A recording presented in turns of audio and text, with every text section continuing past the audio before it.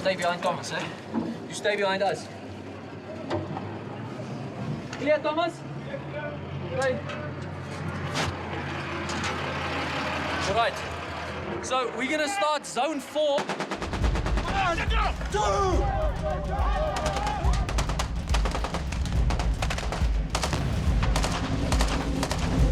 In all of our sets, use what we could from the communities, including District 9. I don't think there's been one clean set apart from Vicus's house in this whole movie. Everything is down and dirty. The crew are sick to death of it. Oh, okay, that's really getting unacceptable. There's moments when you arrive at the shack on a given evening to do the last shot of the day, and you realize that some of the dressing that has been outside, however, has been used as firewood by security or been removed by some other dwellers in Soweto. First scene was easy enough. That was kind of just establishing the story, and a happy scene with my husband bringing me breakfast in bed, and from there it was downhill. It was just craziness. I'm being paid to be a boy of 12. As a kid growing up and wanting to shoot aliens and playing with my mates and my friends, you created all of this in the back of your mind.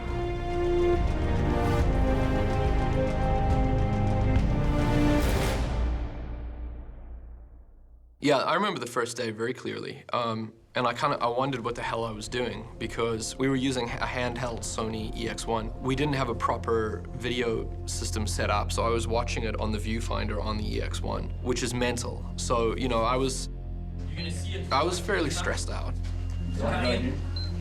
It's beeping. The film predominantly is a cinematic film. And we had to sort of develop this dialogue as we were going through production to actually figure out what the best way is to sort of delineate between what you're seeing at different given moments in the film. There's the real handheld documentary feel, and I was operating a camera within the scene that the Vicus character was playing off of. You know, you see the state of the thing. This was a brand new shack. 6 months ago, this was new. The most simple way to think of it is, do the actors know that the camera is there within the world that they are bringing to life? Because if they do, then it's this sort of found footage kind of element inside the film. Whether that's a documentary filmmaker or a security camera, it's a real life camera that exists inside the story. They're spending so much money to keep them here when they could be spending it on other things, but at least they're keeping them separate from us. Then there's the cinematic stuff, which is the more traditional approach to filmmaking. Honestly, we sort of refined that as we went along, and then we kind of met in the middle, so that, you know, we would be handheld, or we would have like a loose feel to the frame in the cinematic portion, and then that sort of just felt like it was the same film as the rest of the documentary part. I was fairly stressed out in the beginning, hopping between those two and sort of seeing what would happen. The language of the film is this kind of existing footage, this documentary footage, and you start throwing in little cinematic pieces and then going back to documentary, and then before you know it, you're just watching cinematic stuff. So you're very much within the realm of a normal film.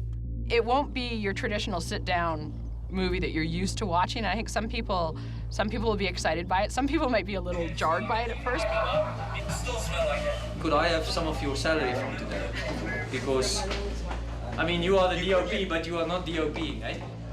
I'm not. I am actually shooting. Yes, that's right. Yeah, we'll do a fee split. So we used handheld video camera, so Sony EX1. We ran around with it, acted as the documentary camera.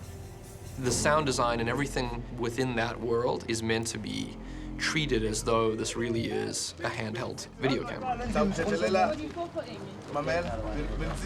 And when we cross over into the cinematic stuff, we were using the Red platform to shoot it in a more traditional cinematic way. I absolutely loved the scenes where there was a camera that I could play to as Vicus.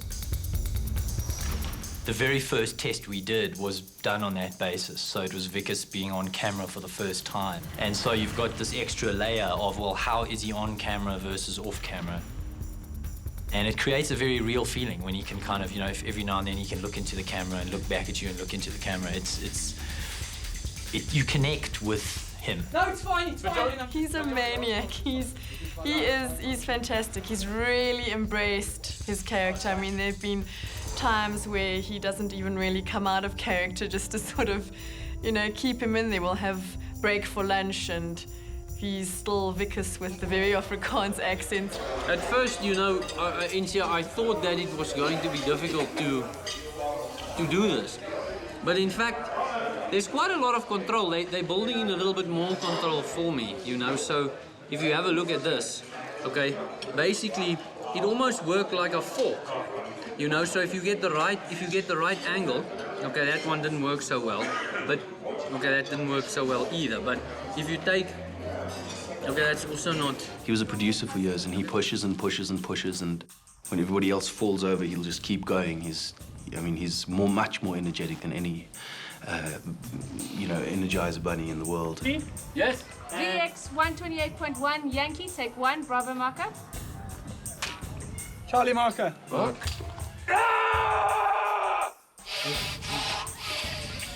And action. He doesn't stop speaking. He doesn't stop being on action and stuff. So, and he's been here every single day. He's been here more days than any one of the actors. The way you engage him, you know, using the power of assertion. It was very physically demanding. It was way more demanding than I had imagined it would be.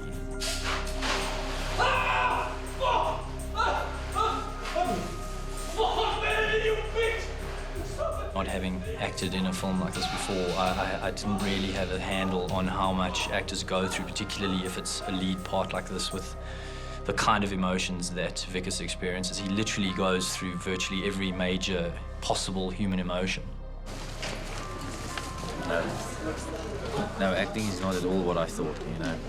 It damages you physically, mentally, emotionally, spiritually. It's damaging. It's a damaging job.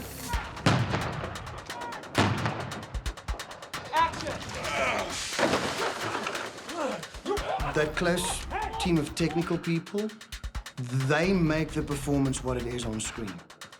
You can come with as many tools as you want to technically, and Neil will say, "You didn't play that. You weren't there. Just give me quivers." The action I wanted to be not over the top.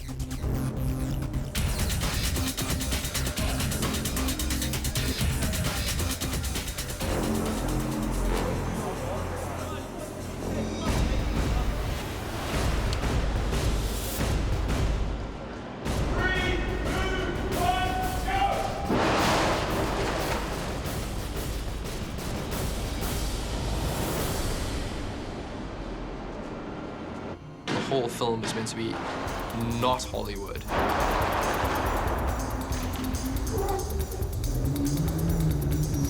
It's got this insanely Hollywood fantasy elements of these aliens living in South Africa. The approach that I wanted to take was that you've got this really bizarre element in the movie, and in order for it to be as real as possible, you should go about things without putting the effects on a pedestal. That's a first day fight. That's a big fight.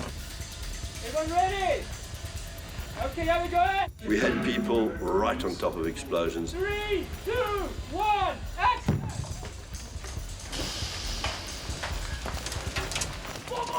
I mean, certain of our weapons that are created in 3D, we had to come up with the end result for those weapons, their impacts on the ground, what they did to stunt people. Okay, what we have here is a dropship which crashes into the township.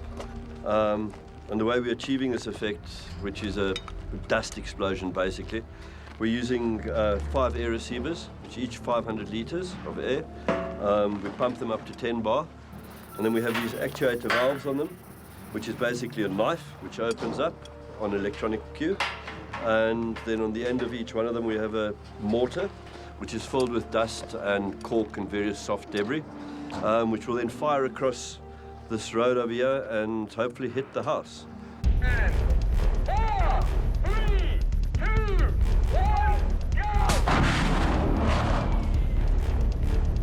But what we're doing, we're staggering this, so we'll have the ship has a pointy nose, and then the motors sit on the outside of that. So what we're doing is firing the center first, so you'll get a point of dust and debris firing out through, and moments later we'll fire off the other air cannons. We'll create the shape of the aircraft crashing.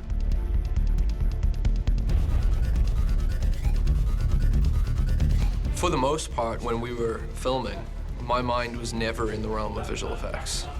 There was a constantly recurring question of, well, could we shoot it clean, right? Because the amount of work to paint Jason out for every single, or any gray suit guy representing an alien with a moving camera is a lot of work. And the background has to be, digitally re-stitched in. Hey, may the agents open the door, please? Hello? We would like you to please silence. Okay, all right, that's unacceptable. That is totally unacceptable. Get out! Get out! I play about 10 characters or something. I think I play a community of intergalactic beings, which sounds quite psychedelic. Which is a very interesting process, and obviously you do all of this character and then it just gets taken straight out again because everything that you do basically gets painted out and the visuals get removed. Thanks very much. Yeah, no, we had Neil wants to create a feeling of authenticity with this movie. So from the word go, I've always said, let's use elements of today's life in South Africa and incorporate those into the sets. Well, we're in Soweto, in Johannesburg, and of course it was discussed for numerous reasons, safety, economy, everything. Why not just shoot it in a green screen in New Zealand, which is where we were writing the film. Where we are right now is we're in South Joburg. Geographically, this is part of Soweto, but it's a suburb or a neighborhood of Soweto called Chiawelo. And there's a lot of strange connections to the film that we never obviously set out to do, but one of them is all of these shacks around here, we only have access to this area, and we could only build our additional shacks here because all of these residents were moved into RDP housing somewhere else in Joburg, which is exactly what happens to the aliens in the film. So that's just a complete bizarre set of events. It was the first landfill in that area in Soweto. People have been living on it and surviving off that landfill for the past 22 odd years. Come towards us there. He's walking towards us. We used the entire place and terrain as our inspiration to build D9. Every single thing that we have used in the squatter camp comes from the squatter camp. And with the help of the local people, it's just building shacks. It's definitely something that I think would be incredibly difficult to replicate just because of the amount of, there is so much visual detail here. Every single pixel is, dirt or barbed wire or weeds, or it's incredibly visually rich. Being out in Soweto was not a new experience for me, whereas looking at other people's experiences who don't normally operate in that environment, it gave it a raw feeling. It's been environmentally and physically extremely trying. A lot of the crew have felt like they're on some sort of episode of Survivor, I think a lot of people feel like someone's going to jump out any second and go, okay, it's not really a movie, we just wanted to see if you could make it, because it's grueling, I've gone around to sort of the hardcore crew guys, and I just out of interest, I say to them, so what's the worst place you've ever worked, man? And then this is kind of, they're desperately searching. Well, the desert was bad, sandstorms. And I said, well, was it worse? Was it harder on you? They're like, no, this is the hardest.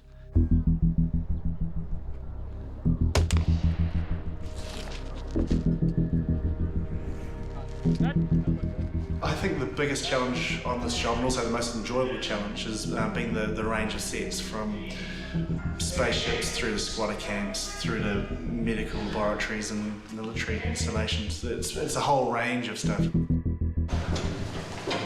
Gerotex is quite unique since it is a ex-nuclear facility storage.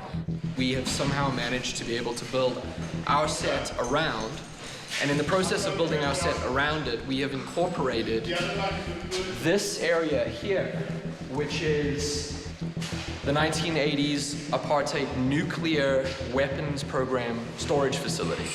So our film alien weapons props are being stored inside the real nuclear weapons safes that were used in the 80s that housed God knows what in these foot-thick steel doors, which weigh about 70 kilograms each. And you can see, this one is bare, but this is very interesting. Those are not ours.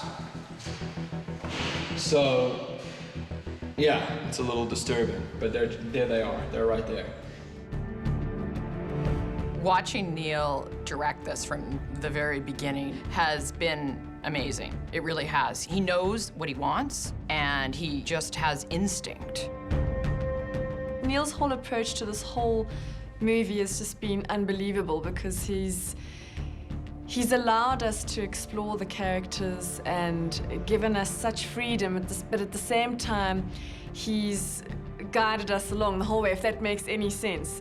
Experience-wise, this has been a dream come true. I felt totally unprepared. I was completely unprepared. It was a whirlwind of production.